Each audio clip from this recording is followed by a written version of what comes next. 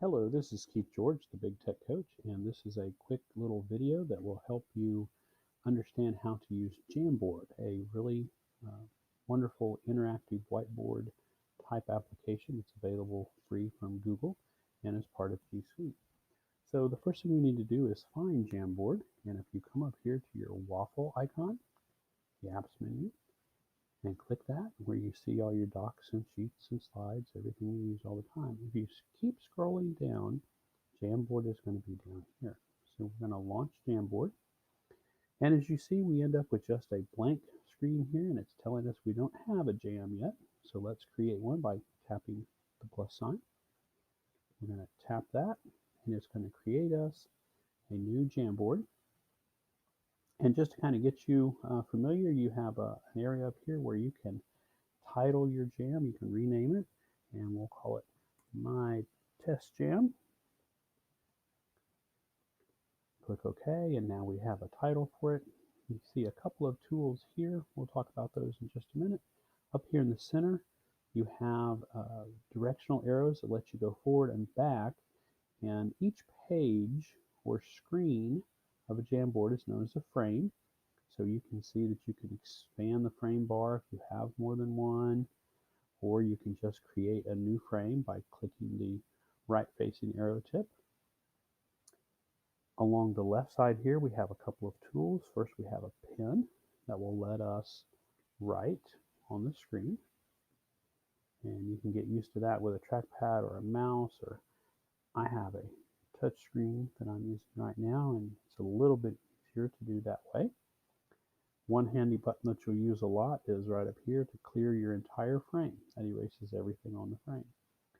But let's say that you didn't erase with the clear frame. You only wanted to erase one of these circles. Next up is an eraser tool where you can click and erase. Or if you have a touch screen, you can touch and erase. And just use that like an eraser. Next up is the select tool that lets you select things that you have on your screen if it is something that you inserted. So you can't really select a drawing, but you'll see in just a minute how you can select things and move it. Our next tool is a really handy tool, and that's a sticky note.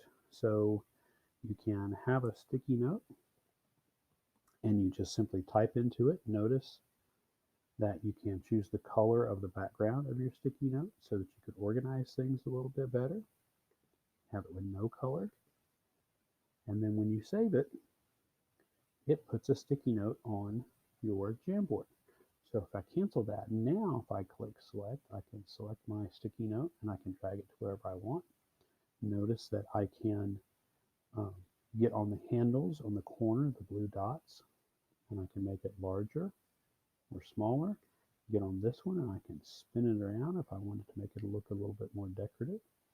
And then my three dots menu lets me edit, duplicate, or delete. So if I wanted to duplicate this note just to make something else so it looked the exact same size, I could click duplicate it, and now I have an exact size replica. Or if I don't need it, I can delete it. Next up is the ability to add an image. So when you click add an image, it lets you upload something from your computer. You can do a Google image search. So I could search for cars. And when I search, I find a nice car there and select it. And it puts the image of the car into my Jamboard. So I could use that any way I needed to. And notice I have the same controls of the handle where I can spin it and I can make it larger or smaller. And the same choices in my three dot menu to duplicate or delete. So I'll just get rid of that using the delete. And one other thing on the add images to let you know is yes, you can add from Google Drive or from your photos that you have on your device. So that's another neat tool. Finally, one thing that's really neat when you're doing presentations is this laser tool. And it kind of changes your cursor to a red dot.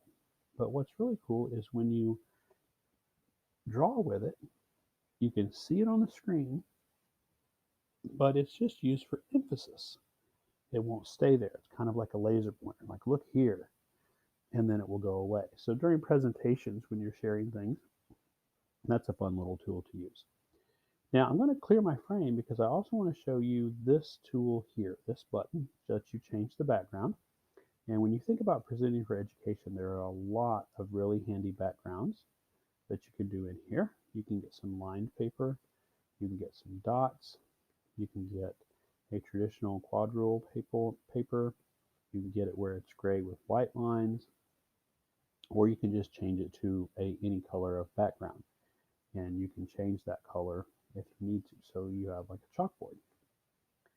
So this is Jamboard, and if you've used anything like EduCreations or Padlet, you'll see some similarities, but I kind of saved the best feature for last because since this is in your Google Drive and it is a Google file, you can share it just like you can share any other Google file. So you can go in and change the access to it and put in individual people's names. You can go down here and invite people, or you can even, as you saw up here, I can even make this public so that anybody can find an access. Now remember, if you do anyone that can find an access or anybody that can edit, they will actually be able to edit on your board. So that's kind of a neat tool if you're doing a presentation, if you're doing some remote learning, and you want to create a Jamboard and you want to have everybody check in, and you could say, you could have them put in their name, and that will be a nice visual way to do kind of a roll call. You could have them respond to a question that you pose, and they are all able to answer, and all of their results will show up on the Jamboard. And then, of course, you have it, it automatically saves for you, and so you have it forever. So once you finish with a Jamboard, it will be in your Google Drive with the rest of your documents, and you find it. The only thing that you will do a little bit differently is you will find it by going to, once again, your waffle icon and down to Jamboard, and then when it opens by default, now we have my test jam right there. So I hope you'll give Jamboard a try. If you have any questions, feel free to find me on Twitter. I'm at Big Tech Coach, and this is Keith George. Thanks.